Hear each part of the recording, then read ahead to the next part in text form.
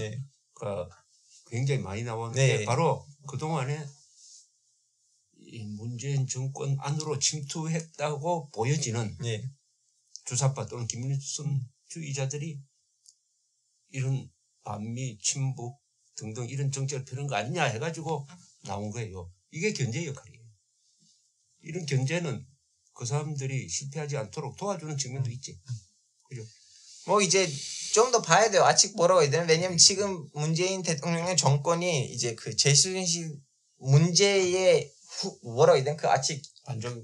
예, 정용이니까 이런 흐름이 좀 약간 가라앉고 나서 이제 조금 더 진실 뭐가 어땠는지 뭐가 잘못했는지 그 제대로 나올 것 같은데 감시를 제대로 해야 한다면 그 뭐라고 해야 되나? 큰 문제가 없을 거라고. 감시를 제대로 하면은 예. 한국의 좌경화를 막을 수 있다. 예. 이거죠. 한국은 그런 능력이 있다고 봅니다. 예. 저는 선배님 솔직히 말하자면 이건 이제 좀 약간 부드러운 얘기한데 얼마 전에 저는 부산의 시학회에 갔거든요. 이제 거기서 얘기를 하다 보니까 사람들 일단 친해졌어요. 친해져다 보니까 이제 이 주사파보다 더 좀 약간 가격한 얘기들 했어요. 이제 한국 밑에는 수많은 터널들이 있고 지금 동대문 지하철역을 가면 거기서 북한 사람들의 소리가 들린다 했는데 저도 그 얘기했어요. 저는 진보도 아니고 보수도 아닌데 저는 진보에서도 보수에서도 너무나 존경하는 기자들, 국회의원들이 있는데 이런 소리를 처음 들었다고. 그럼 그 사람 뭐라고 하는지 아세요? 너 진보 보수에서 누구를 아는데 저는 좀 저갑재 선배님이랑 친해요. 야, 저갑재도 숨겨진 친보야. 저 그 말을 듣고 이거 더 이상 말이 더 가지 않을 뿐이다 이분이. 그러니까 저갑재도 숨겨진 좌파다. 예. 아니 트로이 목마다 이런 말 했어요. 극단적인 그런 극단적인 사람이 있긴 있어. 예. 근데 그 사람 많지는 않아요. 저는 그걸 보고 진짜 저 뭐라고 해야 되나 좀 약간 소통이 필요하다. 모든 사람들 서로 좀 그런 약간 사람은 꼴통이라고 부르지. 진짜 꼴통인데. 자, 그런데 이렇게 또 이게 우리 알파고 씨는 터키의 경험도 가지고 있으니까 네. 한국 사회를 보는 데서 상당히 입체적으로 볼 수 있다고. 그런 점에서는 그럼 한국 사람들, 한국의 우파 세력, 자유민주 세력이 걱정하는 공산화는 절대로 이루어지지 않는다. 이렇게 단정할 수 있어요. 저는 그렇게 보고 있어요. 왜냐면 한국은 지금 보세요. 5.16 일어났는데 북한에서 사람들 너무 행복했어. 그래. 우리 애들이 쿠데타를 일으켰다. 근데 결론적으로는 한국이 더 잘된 반공이 된 거죠. 그렇죠. 한국이라는 이 나라가 이 구도로 동일되지 않지만 북한 앞에 있는 이런 위협이 있어요. 이 구도로 가면 지금 북한이 매번 이렇게 핵실험하잖아요. 이 구도로 있는 한 공상화 아니면 너무나 극단적인 진보화 아니면 너무 사회주의화 될 수가 없는 구도로 저는 보고 있어요. 그렇게 하려고 해도 역작용이 일어나가지고 네. 그게 브레이크가 걸린 거예요. 예를 들면 지난 대선 때는 뭐라고 해야 되나 바른정당, 국민의당 그리고 자한당이 연대를 했었다면 이길 수 있었던 거잖아요. 이거는 뭐라고 해야 되나 그냥 보수가 자기한테 문제 제기를 해야 된다고 생각해요. 네, 그러니까 지난 대선 때 41%로 당선된 거는 보수 정도가 연합을 했으면은 문재인 정권의 등장을 막을 수 있었는데도 못했다. 그럼 이건 특히 보수가 반성해야 된다. 그리고 뭐라고 해야 되나 저는 이 정도로 가행 태압을 하지 못하면 좀 약간 안 되는 이유는 뭐냐면 이미 국방부 있고 외교부 있고 그동안 대한민국에 내려온 정통이 있어요. 한국 정통. 대통령 하나만 바뀌었다고 해서 모든 그 수많은 사람이 변하지 못하거든요. 수많은 박정희로부터 이승만으로부터 다음에는 전두환으로부터 이렇게 쭉 내려오는 수많은 정통이 있죠. 정통이죠. 그 정통을 하루 만에 바뀌는 거는 대통령 하나만으로 바뀌는 건 너무 힘들어요. 그런데 한국은 특수한 사정이 또 있긴 있어요. 그건 뭐냐면 한국에서 검찰이 너무 강해. 수사권을 가지고 있어요. 그러니까 이 정권이 좌경화 정책을 쓸 때 거기에 용감하게 반대를 하지 못하게 하는 그런 통제 수단을 갖고 있다고 이 정부가.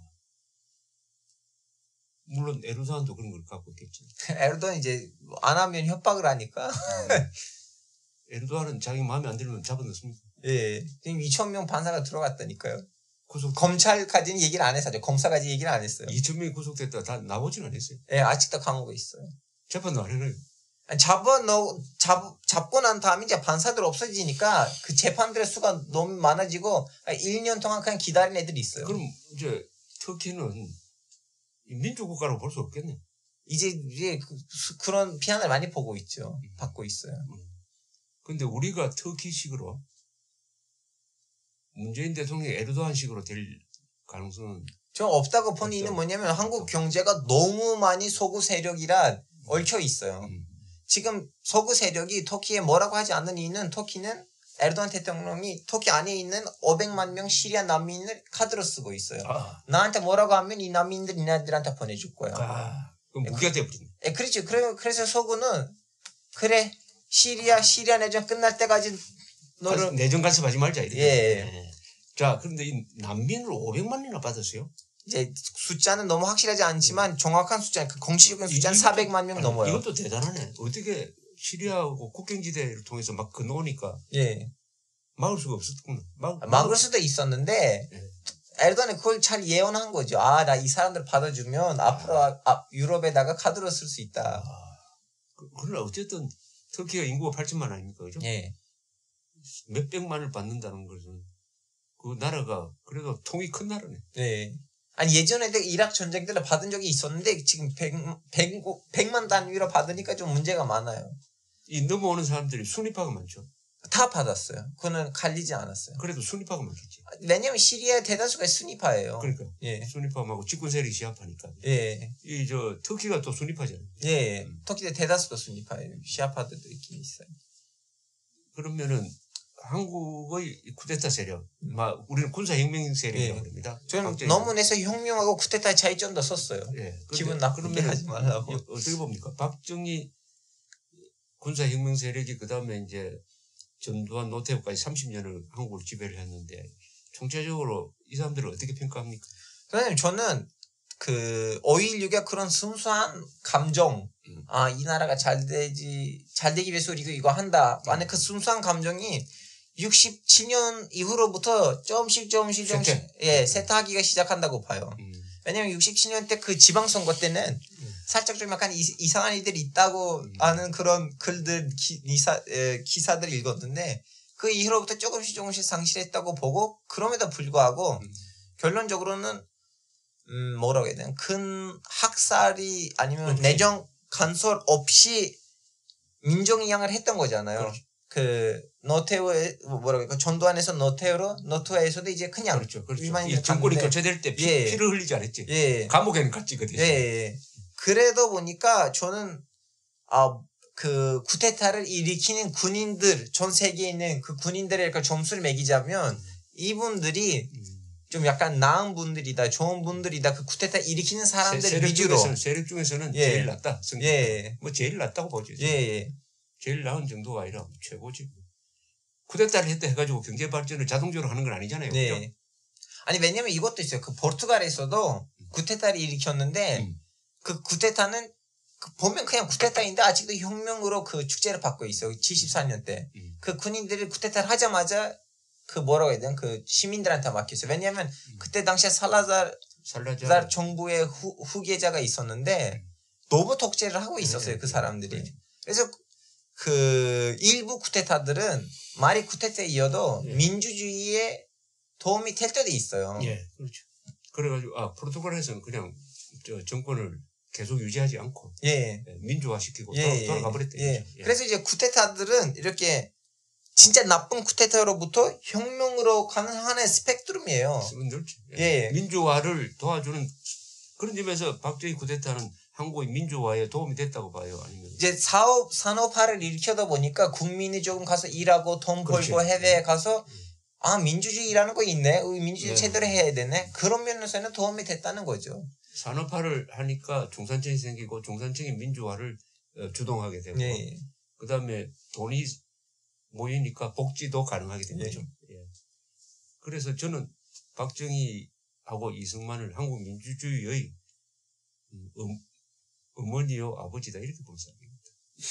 그럼 이제 뭐라고 해야 돼? 저는 이제 학문을 쓰는 사람으로서 이렇게 정치 세력 하나를 이렇게 응호하고 하나는 비판하고 그러면 학문의 뜻이 떨어지니까 저는 될 수 있게끔 이 논문을 누가 읽어도 기분 나빠하지 않고서 받아들여야 된다고 생각해서 그런 식으로 썼거든요. 그래서 여기에는 지금 김일영 교수님의 책도 들어갔고 선배님의 책들이 기본적으로 들어갔고 다 푸드노트로 썼고 근데 서중석 교수님의 책들도 들어가 있어요. 아니면 박대근 교수님의 책들도 들어가 있는데 저는 이렇게 진보 보수 갈리지 않고 다 썼어요. 그리고 저는 이제 한국인 아니다 보니까 그렇죠. 제 아버지 어머니들 중에서 뭐 유신 정권 때 아니면 전두환 시절 때 민주화 활동을 하다가 뭐 고문 당하는 사람도 없고 반면에 잘못 샀는데 박정희 덕분에 잘 사게 되고 박정희한테 감사하는 사람은 없다 보니까 저는 그 시절에 대한 감정이 없어요. 그렇지. 예, 그러다 보니까 뭐 제대로 이렇게 응원하지도 못하고 제대로 비판하지도 못하는데 보는 사람들 좀 약간 양해를 구하고 있어요. 1961년에 터키는 한국보다 잘 살았죠. 예. 훨씬 잘 살았죠. 지금 2018년에 한국은 터키보다 잘 살죠. 예. 그러면은 터키 군부보다는 한국의 군부가 그런 나라 발전을 위해서 더 좋은 일을 했다고 볼 수 있겠죠. 그거는 뭐라고 해야 돼? 그거는 대놓고 말해야 돼요. 말이죠. 예. 그럼 터키 군부는 또 세계 전체적으로 보면은 그 군부가 결코 욕을 먹을 군대가 아니라고 생각해요. 터키 군대는 우선 국가 공화국을 유지하고, 그죠? 공화국을 유지하고 학살하는 군대는 아니잖아. 북한처럼, 그죠? 터키 군대가 그건 이제 물음표가 있는 건데. 터키 군대가 뭐 쿠르드족하고 싸우고 하는 이런 건 있지만은 어떤 인종, 어떤 계급적 차원에서 막 사거리 몇십만 명 죽이고 하는. 이제 공화국이 수립되고 난 다음에는 없죠. 없죠. 예. 공화국 수립 전에 뭐 아르메니아 학살 그건 더 다른 차원이에요. 그래서 저는 박정희를 이렇게 묘사를 해요. 최악의 조건에서 최단시간 안에 최소한의 희생으로 최대의 업적을 남긴 사람이다. 이렇게 나는 보는데 어떻게 생각해요? 선생님 지금 이거예요. 한 90, 80% 정도 장성하는 발언인데 저는 이거 봤어요. 더 잘할 수도 있었는데 이렇게 다 할 수 있었는데 왜 굳이 이렇게 했느냐. 오케이. 그 부분이 어느 부분이죠? 더 잘할 수 있었는데. 예를 들면 굳이 유신 선포까지는 필요하는가. 굳이 이 정도로 해야 되는가. 근데 동시에도 이 사람이 예전 정치를 한 적도 없고 그냥 군인이었는데 뭐 어쩔 수 없었던 건가. 뭐 지식이 그 정도로 뭐 하여튼 수많은 물음표가 남는 거죠. 그게 가장 큰 쟁점인데 박정희를 평가하는 데 있어서 가장 큰 쟁점이 5.16 그다음에 72년에 유신 선포예요. 네. 그러니까 유신 선포로 해서 한 7년 동안 언론 자유를 많이 규제를 했어요. 네. 그러나 말살한 건 아니라고. 네. 지금 에르도안식으로 뭐 몇백 명을 잡아가도 그런 건 없었다고. 그 다음에는. 근데 이제 경향신문이 강제 인수당했잖아요. 뭐 그 정도지. 그걸 역사적 평가하면 아무것도 아니거든. 네. 그러고 무슨 학살한 것도 없고 암살한 것도 없어. 네. 그 대신 이 소모적 정치를 못하도록 한 거지. 그러니까 정치 코스트를 줄이고 모든 국력을 중화공업 건설, 새마을운동 여기에 집중해가지고 유신이 끝날 때 한국은 드디어 선진국 문턱까지 온 거예요. 그 대신 사실은 전두환 때는 이제 제대로 된 선진국. 그렇죠. 그 대신 거기에 대한 정치적 대가가 보복을 받아가지고 암살된 거라고. 이제 이렇게 했었으면 저는 더 나을 거라고 생각하거든요. 이제 67년, 68년 때면 진짜 제대로 된 후계자를 하나 만들고 그런 소리 또 있지. 이제 김종필을. 김종필이라든가 딴 사람들 괜찮아요. 굳이 후계자를 왜 안 만들었느냐. 이렇게 만들고 거기에다가 하나를 시스템을 만들었으면 시스템 왜냐면 오래 가는 거 시스템이거든요. 그렇죠. 인물 아니에요. 좋은 말이 시스템. 지금 터키 공화국 이때까지 오는 이유는 케말 파샤가 만들어준 시스템이죠. 그런 말은 성립할 수, 비판으로 성립할 수가 있습니다. 그때 그러니까 계속 이어갈 수 있는 정치 세력을 만들었어야 돼. 정당을 만들었어야 돼. 자기는 죽더라도 그렇지. 그 박정희 정신을 이어가는. 그리고 박정희 정신 이어가는 야당하고 여당을 만들었어야 돼요. 그렇습니다. 그렇다면 그럼 국민 입장에서는 뭐 야당도 있고 여당도 있고 서로 교체하기도 하는데 지금 미국에서는 민주당이 있고 공화당이 있는데 공화당이든 민주당이든 미국이 달라지진 않아요. 그 핵심적인 문제들이 있어서. 그게 실패했죠. 그러니까 박정희는 진정한 말하자면은 우파 정당을 만드는 데 실패했지. 케말 파샤는 그래도 케말 파샤는 자기의 정신을 이어가는 정치 세력이 있잖아요, 그죠? 예. 그런데 박정희는 자기의 정치 이념을 이어가는 세력이 중간에 민주화의 과정에서 단절되고 그 결과로서 그 따님이 지금 감옥에 가 있다 이렇게 예. 봐도 됩니다. 그 부분이 또 드골이 죽었더라도 지금까지 드골리즘이 계속되잖아요. 네. 근데 이승만 박정희는 그 부분에서 실패를 했는데 그 실패가 과연 본인들한테는 불행할지 모르지만 나라를 위해서는 오히려 좋았지 않을까 하는 그런 생각도 할 수 있다고. 그 좀 복잡한 문제예요. 선생님, 저는 뭐라고 했냐, 이제 진보분들, 보수분들도 이해해야 되는 거 뭐냐면 이 나라가 너무나 짧은 기간 안에는 경제화하고 민주화를 일으킨 거예요. 그렇죠. 아니 오직 경제화뿐만 아니고 민주화도 이 정도로. 네. 왜냐하면 불과 100만 년, 100년, 80년 전에는 한국 사람들이 민주주의가 뭔지를 모르고 있었어요. 그렇죠. 민주주의를 훨씬 빠르게 받아들였는데도 아직 제대로 민주화를 일으키지 못한 나라들 한두 개도 아닌데. 그렇죠. 거의 전부 다지. 그 너무나 짧은 시간 안에는 경제화 그리고 민주화를 일어났다면 어쩔 수 없는 부작용이 있을 거예요. 그걸 인정해야지. 예. 그걸 억울하다.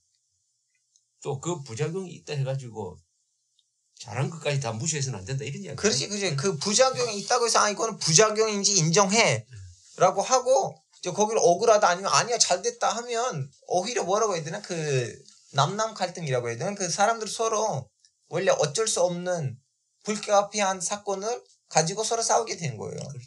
아니 좋은 일을 하려면 반드시 부작용이 생기잖아요. 예. 그렇죠? 근데 한국 사람 성격에 이 사물을 볼 때 100%를 원하는 성격이 있어요. 완벽한 걸 원해요. 완벽주의자예요. 저 집사람이랑 똑같은 거 지금 겪고 한국 있어요. 사람들이 그걸 이제 유교적 원리주의입니다. 네. 그 일종의 완벽하고 박 대통령이 잘한 게 80이고 못한 게 20이면 그 20%만 가지고 잘한 거 80%까지 다 무시해 버리려는 그러니까 아주 독특한 한국의 유교적 가치관이 있습니다. 그래서 제 눈에 어떻게 보이냐면 이제 이건 회색인데 한쪽은 이거는 검은색 아니야라고 소리를 치고 한색은 이건 하얀색 아니라고 소리를 치는데 제 눈에는 쓸데없는 의미가 없는 논쟁이라고 보여요. 이건 회색이에요. 그래 그렇죠. 너 말 다 맞고 너 말 다 맞아요. 좋은 말씀이네요. 예.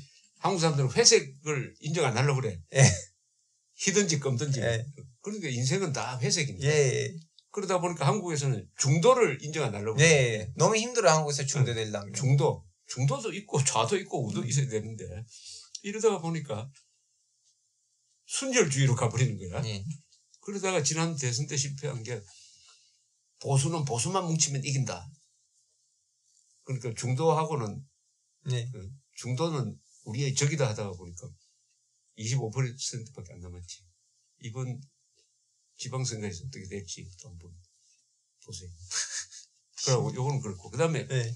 이슬람 문제인데 우리 이 쿠르드족이시지만은 이슬람 순니파죠. 네. 쿠르드 사람들이 이슬람 순니파예요. 순니파입니다. 네. 쿠르드족은 이란 계통인데 지금 터키, 이라크, 이란, 시리아에 이렇게 퍼져 살고 있는데 인구가 3천만이 넘는데도 독립국가를 이루지 못했고 다만 이라크의 북쪽에 이제 자치 지역을 가지고 있고 사실상 이제 국가처럼 운영하고 있는 분들인데 이 쿠르드족은 어떤 전통을 갖고 있고 이 어떤 민족입니까? 쿠르드족. 쿠르드족은 아랍 민족 다음에는 제일 먼저 이슬람을 받아들인 민족이에요. 역사에서. 아랍 사람들이 제일 먼저 중동에 갔을 때는 거기서 쿠르드 사람들이 받아들이고 아랍 사람들이랑 손을 잡았어요. 예. 그 다음에는 이제 터키 사람들이 이란 사람들과 터키 사람들이 이슬람을 받아들였는데 그렇죠. 예. 쿠르드 사람들이 그 상징적인 역할을 한 적이 한 번 있었어요. 한 번. 그 십자군 때. 십자군 때. 예. 그때 살라딘은 쿠르드족이거든요. 살라딘이 그때 이집트의 왕조를 갖고 있었죠. 예. 예. 원래 이집트의 그 군인이었는데 거기 쿠데타를 일으키고 그렇죠. 정권을 잡아서 이제 그 쿠르드족이었는데 그때 중동이 너무 이렇게 예. 분열돼 있었어요. 예. 예. 모든 아랍 사람들, 투르크 사람들, 쿠르드 사람들을 다 통일시켜주고 통일된 군대를 만들고 이제 그분이 이제 예루살렘을 다시 수복하지. 예, 수복했는데 이제 그 이유 때문에는 이제 쿠르드 사람들이 이런 거 있어요. 오, 이슬람은 우리 덕분에 살고 있어. 그렇게 보고. 그래서 좀 약간 민족보다는 종교에 대한 집착하는 거죠. 그래서 민족에 대한 그런 좀 약간 그거 없어요. 이슬람이면 우리지 뭐 이런 식이에요. 그리고 그 다음에도 보시면 모든 아랍 국가나 터키, 투르크족들을 만든 나라들에서는 쿠르드 사람들이 항상 이렇게 핵심적인 자리에 있었어요. 이게 능력이 뛰어나고. 예. 쿠르드 사람들은. 좀 약간 너무 성실해요. 쓸데없이. 성실하고. 예, 너무 쓸데없이. 저는 이 정도로 성실하면 안 된다고 생각해요. 안 돼. 근데 이제 최근에 와서 무슨 일이 생기냐면 예전에는 오스만 제국에서는 쿠르디스탄이라는 주이 있었다가 이제 마흐무드 2세가 나라를 현대화하는 과정에는 이렇게 민족 이름으로 되는 주들을 없애버리고 지역 이름으로 주들을 만들고 자치권들을 없애버리고 모든 주에 다 무조건 중앙정부에서 가는 주지사를 임명했어요. 이제 그 과정에는 이집트는 통일했죠. 독립했죠. 쿠르드 사람들도 야 우리 주가 왜 이렇게 됐어 하다가 한번 이렇게 난리를 쳤지만 그냥 너무 어설픈 난리였기 때문에 아무 효과가 없었지만 문제는 뭐냐면 1차 대전 이후에요. 1차 대전 때는 그 쿠르드 사람들이 사는 지역이 이라크, 시리아, 터키로 나눠져 버렸어요. 이란에 있는 땅은 이미 가 있었고 200년 전에. 그러다 보니까 매 지역마다 터키이든 이라크이든 시리아이든 다 민족주의적인 정보들 나오고 좀 약간 쿠르드를 살짝 무시하는 행동들이 나오다 보니까 그 나라들 안에 있는 사회주의자들 독립해보자는 소리를 하기가 시작했어요. 왜냐면 우파들은 어차피 종교 감정이 있으니까 그래 우리는 똑같은 무슬림이야 왜 싸워 뭐 똑같은 나라에서 살자. 근데 사회주의면 종교 감정이 살짝 덜하니까 아니야 우리는 쿠르드 사람이야 우리는 따로 살자고 하는 소리를 했죠.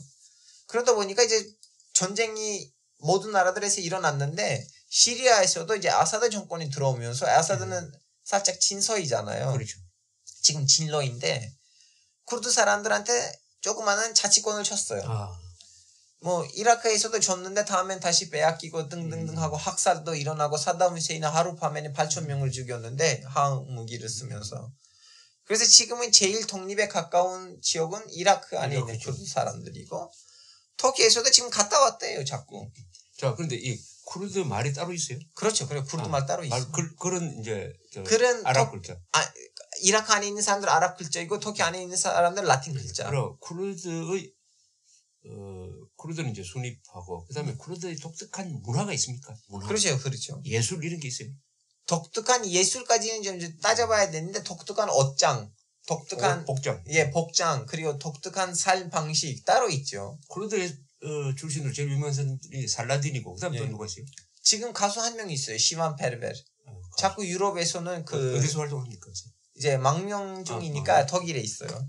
살라딘은 살라딘은 영화에 참 많이 나오는 사람인데 십자군을 다룬 영화에 꼭 살라딘이 나오는데 살라딘은 이슬람 편의 말하자면 왕이고 이 십자군 편에는 저도 그 사자왕 리차드 영국의 사자왕 리차드 두 사람이 서로 싸우면서도 말하자면 의리가 있었다 해가지고 서로 싸우려고 안 했어요. 영화에 자주 나오는 사람이지. 그래서 대충 보면 살라딘이 사자왕 리차드보다는 더 통이 큰 사람이고 아주 용서도 해주고 평화를 원하는 것처럼 나오지. 그죠? 그 살라딘이. 아니 원래 전쟁을 둘 다 양쪽도 좀 괜찮은 사람이니까 여름 전쟁 없이 서로 인정하면서 살아보자고 했는데 이제 리차드가 죽고 난 다음에 예루살렘에서 왕이 되는 사람이 너무 나쁜 사람이니까 거기 당선되자마자 정권을 잡자마자 유태인들하고 무슬림들을 죽이고 다음에는